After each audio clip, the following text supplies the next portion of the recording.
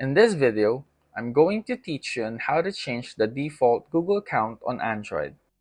If you used multiple accounts on your Android phone, and the first account you signed in will be used as your default Google account, and that account will be used across all apps, like Gmail, Play Store, and YouTube.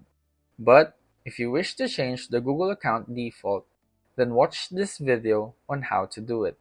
Now make sure that the Google account you want to set as default is logged into your Android device.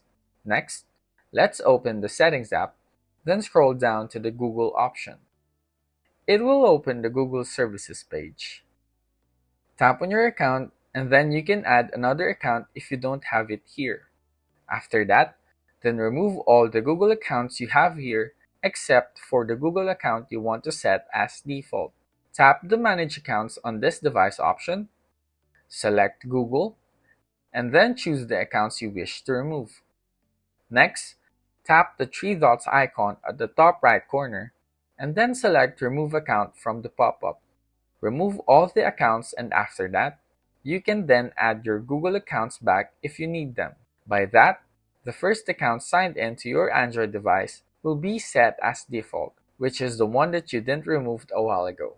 So that's basically how you do it.